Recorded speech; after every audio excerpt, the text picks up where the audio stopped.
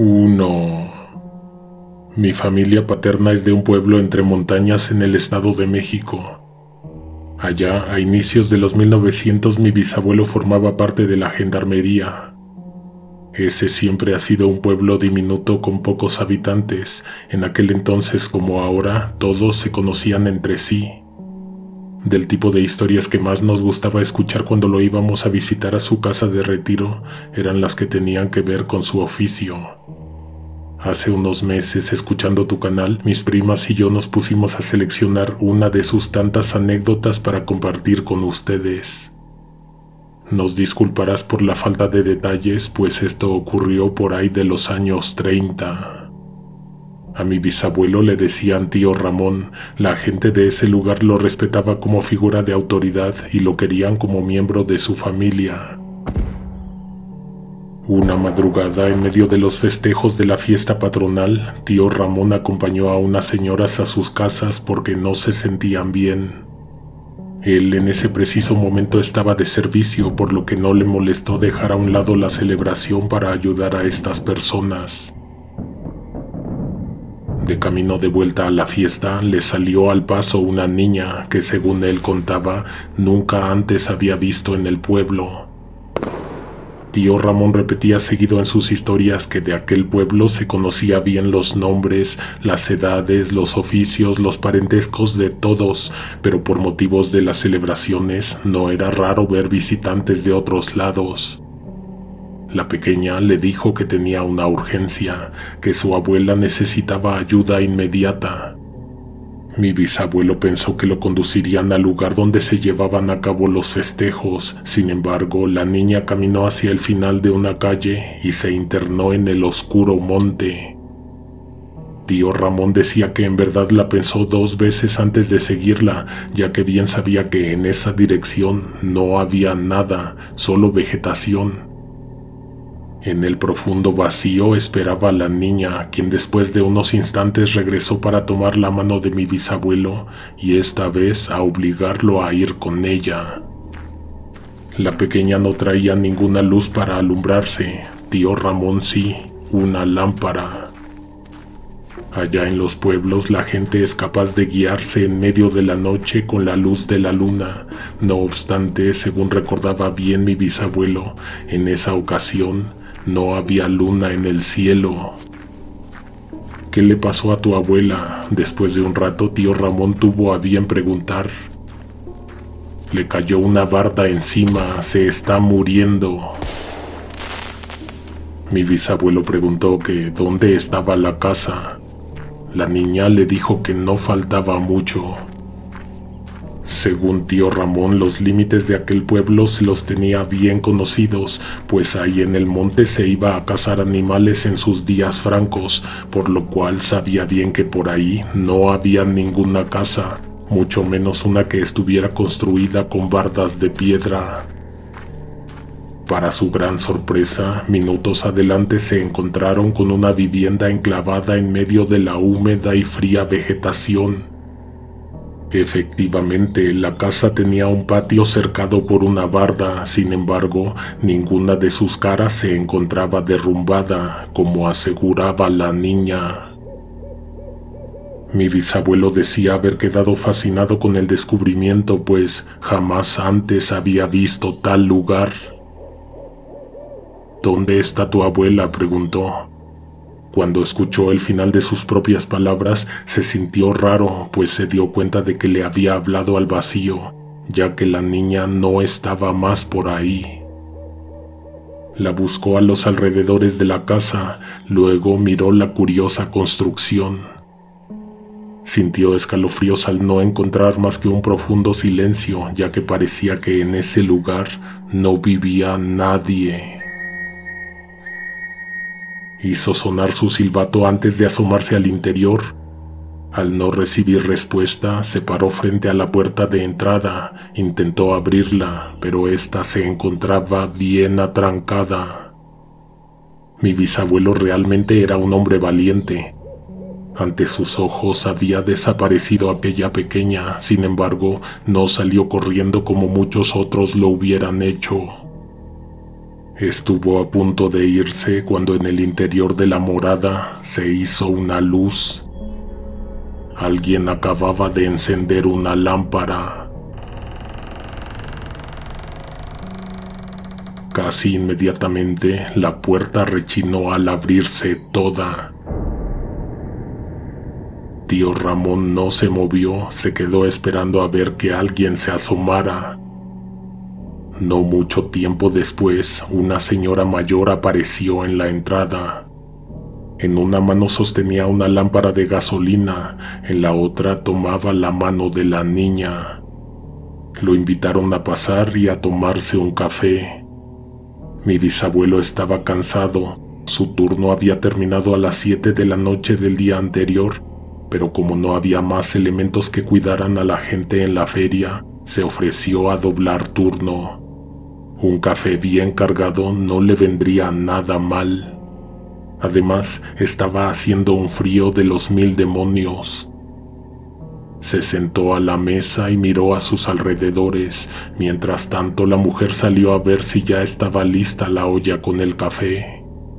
Mi bisabuelo decía que en esa casa vio muchas cosas extrañas, detalles que con el tiempo se le fueron olvidando, pero lo que nunca abandonó su memoria fue que en un momento dirigió su mirada a una silla en la esquina donde se supone que aguardaba a la niña. En lugar de esta, había una anciana diminuta, con la cara muy arrugada, los pies colgando a unos centímetros del suelo. Los dedos de sus manos los tenía deformados, el cabello seco y alborotado.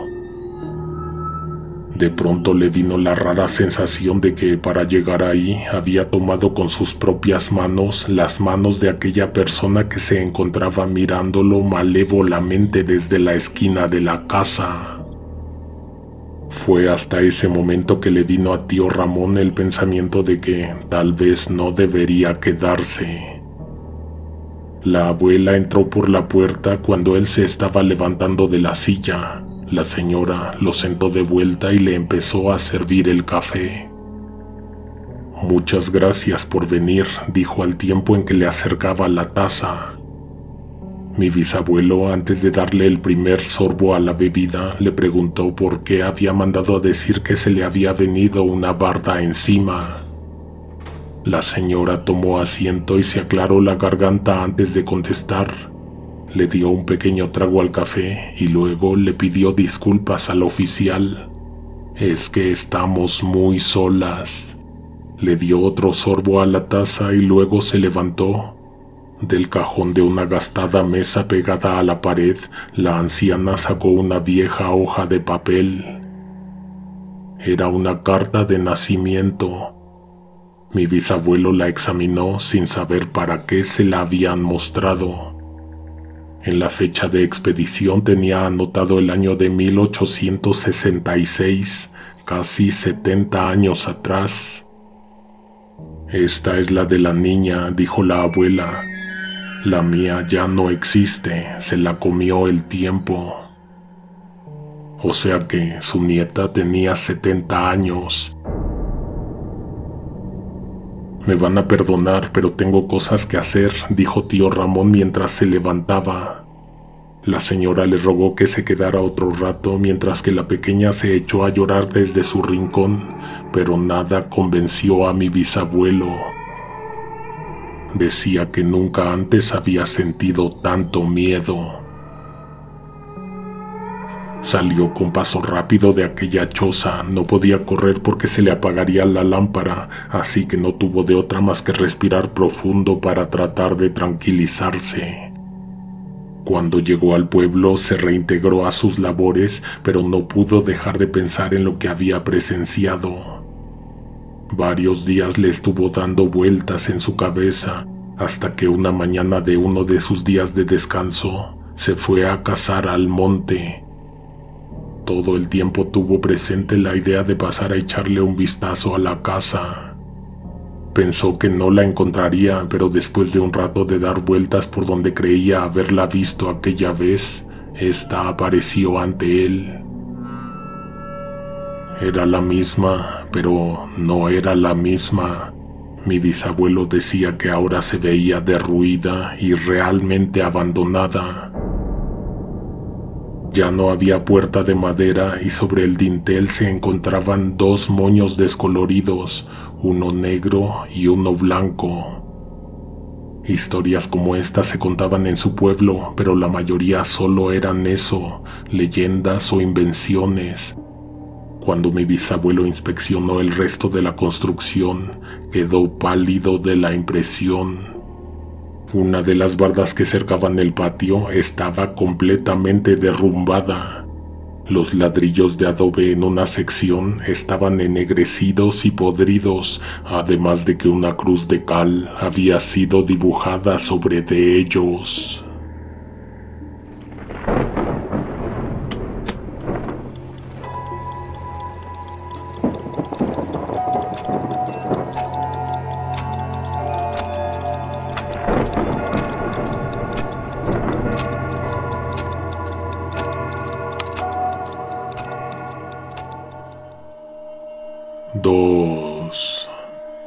Mi tío no es policía, pero su suegro y gran parte de la familia de su esposa han estado por varias generaciones al servicio del Estado.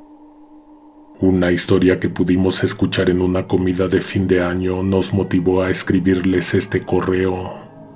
Ellos son de un pueblo de Zacatecas. Hace unos 60 años más o menos, el abuelo era quien pertenecía al cuerpo de vigilantes de la policía. Ese es un pueblo colonial que solía ser muy tranquilo. De noche, don Julián y compañía daban rondines por las calles solo para asegurarse de que todo estuviera bajo control y en su lugar. Entonces no había gran cosa que pudiera alterar el orden, pero una noche el oficial Olivares vio algo que jamás en su vida olvidaría. Subía por una de las calles empedradas, venía solo. Entonces vio en una esquina a 2 personas. Una estaba hincada, la otra tirada completamente en el suelo. De lejos no parecía que estuviera pasando gran cosa, pues no había ruido, no había gritos de auxilio o de dolor. El hombre que luego se puso de rodillas en realidad estaba atacando a una mujer que, al parecer, se encontraba inconsciente pues no oponía resistencia alguna.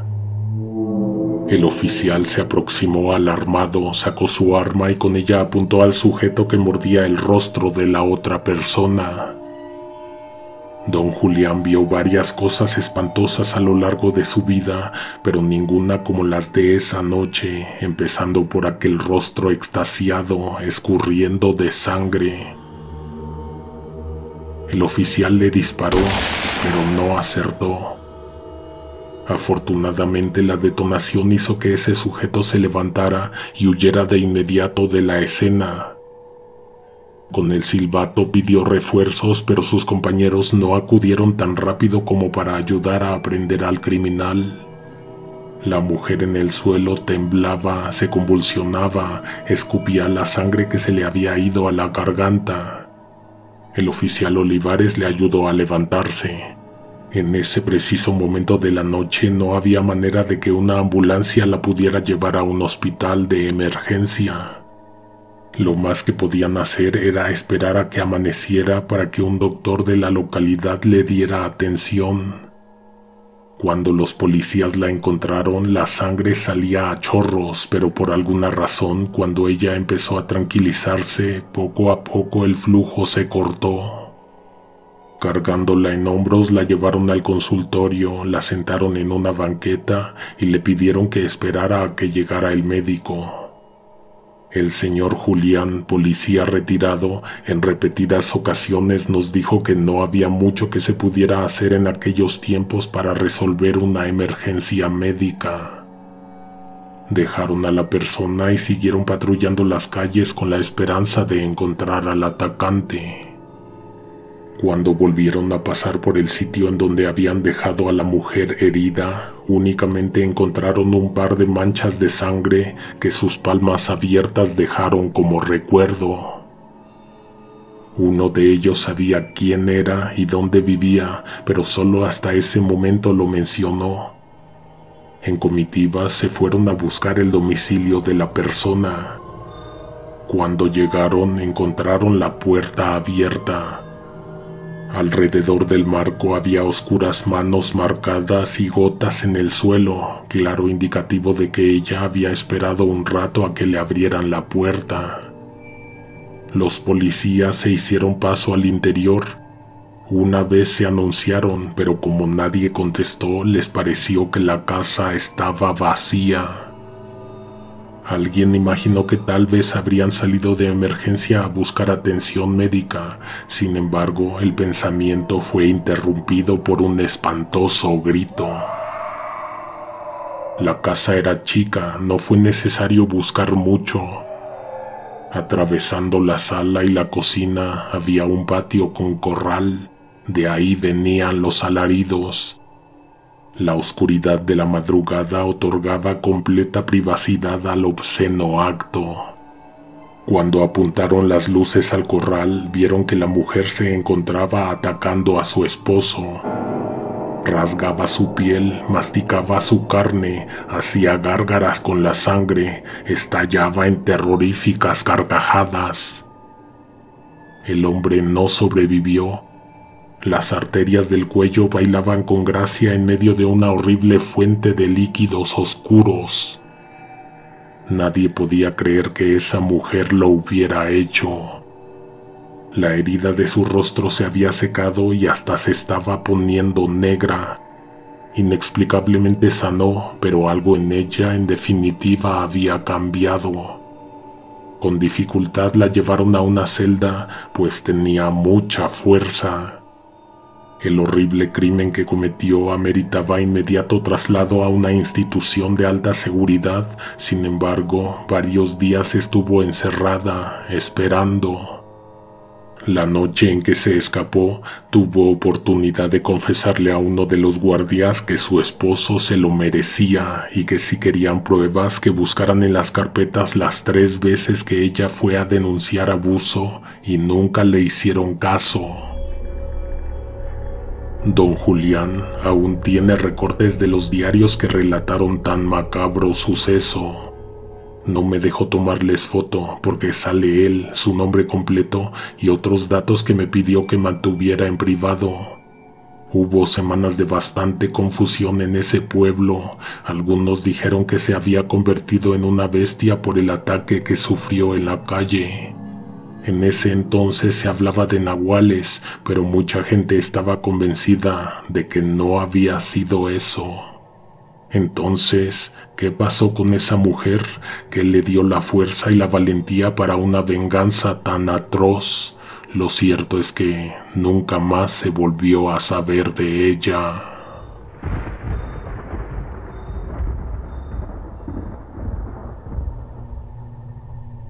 ¡3! Te voy a contar una historia ocurrida en el 54. Mi padre nació ese mismo año. Mi abuelo era policía, pero nunca lo conocí. Escuchar sus aventuras, anécdotas y experiencias me hace tener una idea un poco clara del tipo de hombre que era.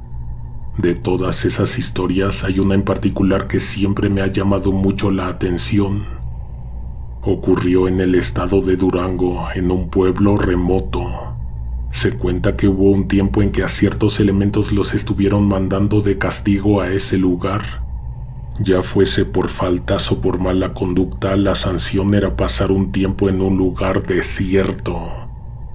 Sí había habitantes, pero eran pocos. En la pequeña localidad realmente no había mucho que hacer, solo aburrirse y perder el tiempo. La gente que ahí vivía nunca había conocido a un guardia o a un policía. La justicia que se aplicaba en ese lugar era por mano propia. Cuando mandaron a mi abuelo, los mismos compañeros ya habían acondicionado un lugar abandonado como comandancia. Los elementos no tenían supervisión, no checaban horario, solo estaban prisioneros en el lugar más triste y silencioso de la región. Es por esto que la comandancia solo estaba de servicio en el día cuando había luz en el cielo.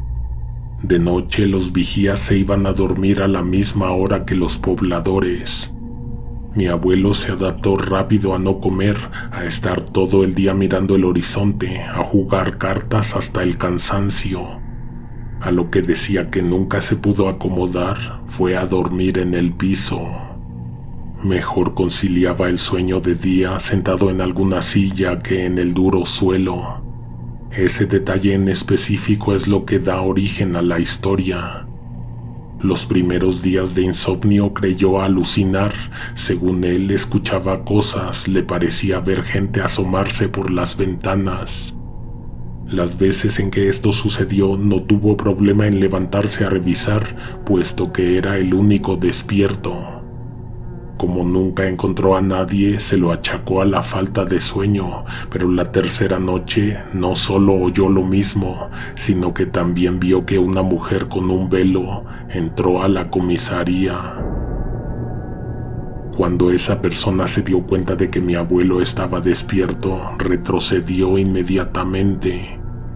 Don Anselmo se levantó, salió por la puerta que aquella mujer dejó emparejada, pero no logró encontrar a nadie afuera.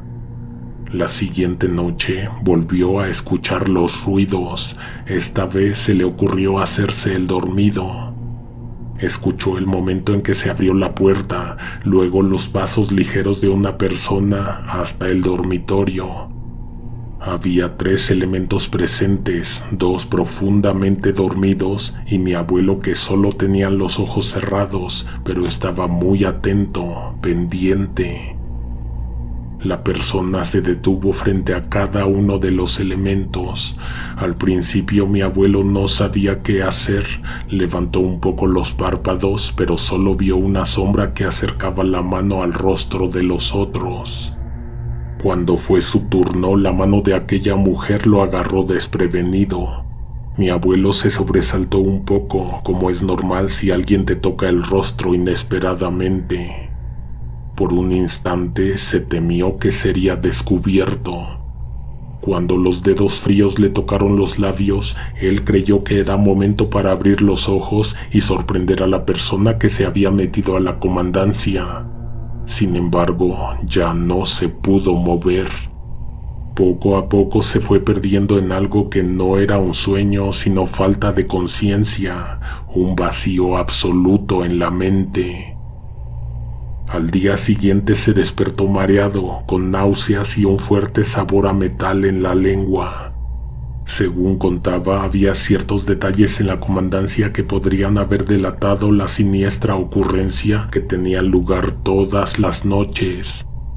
Como por ejemplo, al despertar, los pisos estaban manchados de lodo, los uniformes sucios, las uñas llenas de tierra. La siguiente noche mi abuelo se quedó vigilando la entrada, entonces nadie se acercó. Lo hizo muchos días más y en todos ellos no ocurrió nada. Le pareció ridículo tener que montar una guardia nocturna, cuando de por sí en el día no pasaba nada relevante. Una tarde se le ocurrió una extraña idea. Al caer la noche no se tiraría al piso junto con sus compañeros, se escondería en la oscuridad de una pequeña pieza que ellos usaban para almacenar cosas. Sin hacerlo del conocimiento de los demás, cuando se hizo tarde buscó el mejor lugar para desde ahí vigilar. A la hora de siempre la mujer del velo entró a la comandancia. Ingresó fácil, pues a ese pequeño módulo no habían conseguido colocarle ni cadena ni candado. Cuando esa persona notó que hacía falta un policía, se detuvo y no se movió. Estuvo así varios minutos, tal vez esperando que mi abuelo se delatara haciendo el más mínimo ruido. La mujer prosiguió con su tarea. Se acercó a los compañeros y les metió algo en la boca, algo de metal muy parecido a una moneda. Ella esperó unos momentos y entonces los otros 2 policías se pusieron de pie y salieron de la comandancia siguiendo a la persona. Mi abuelo decía que tuvo el valor para levantarse de su lugar después de que pasaron unos minutos, mientras estaba tratando de encontrarle sentido a lo que había visto. Se asomó por la ventana y vio a lo lejos al par de elementos caminando lentamente hacia el monte. Los esperó hasta la madrugada. Cuando volvieron los interrogó, pero ellos se veían cansados, aturdidos y desorientados.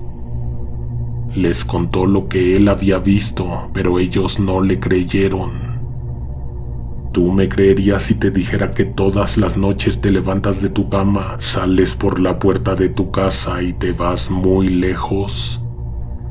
Mi abuelo mandó varias cartas para abogar por el fin de su castigo, pero sus jefes no se lo concedieron. Las noches siguientes volvió a montar guardia para evitar que aquella mujer se acercara a la comandancia, hasta una tarde en que le llegó la idea de que solo le faltaba descubrir a dónde se iban sus compañeros de madrugada. Esperó a que cayera la oscuridad, se escondió, vio nuevamente a la mujer del velo y contempló el momento en que los otros policías se levantaron sonámbulos y se fueron siguiéndola. Él caminó sin hacer ruido tras de ellos, lejos de la comandancia y el pueblo. Después de una hora de andar, por fin los vio llegar a un terreno amplio a mitad de la nada.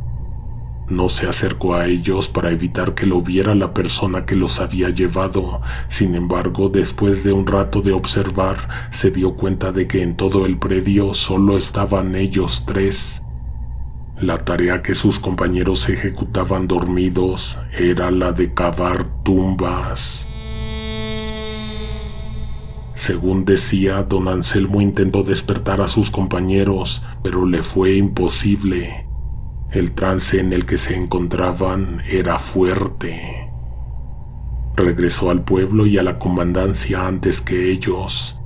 En el camino se topó con otras personas que caminaban por distintos senderos. En el primer encuentro quiso esconderse para que no lo vieran, pero entonces notó que ellos también iban sonámbulos. Los policías no eran los únicos que se levantaban de noche contra su voluntad. Al día siguiente buscó un transporte que lo llevara a la ciudad. Una camioneta de carga le dio aventón al mediodía. Se fue en silencio gran parte del camino hasta que se animó a preguntarle al chofer si sabía qué hacía la gente en el monte de noche. Usted no pregunte, espérese al día de cobro. Mi abuelo no entendió ni una sola palabra de lo que le contestaron. Quiso ahondar más en el tema, pero el chofer le dijo que se callara o lo iba a bajar. Al llegar a su jefatura y ver a sus superiores, comprendió en un segundo que no iba a ser posible contarles una historia tan descabellada. Ni siquiera fue necesario que abriera la boca. En cuanto lo vieron sus jefes, le presentaron a su relevo. Le dijeron que su castigo había sido levantado. Los otros dos compañeros se quedaron en el pueblo hasta el final del mes. Cuando volvieron, traían cada uno un par de fajos de billetes. Tan pronto se presentaron con los superiores, estos entregaron una parte y lo demás se lo guardaron para ellos. Don Anselmo quiso preguntar, pero ambos oficiales se limitaron a decirle que si se hubiera quedado al día de cobro, sabría lo que pasó.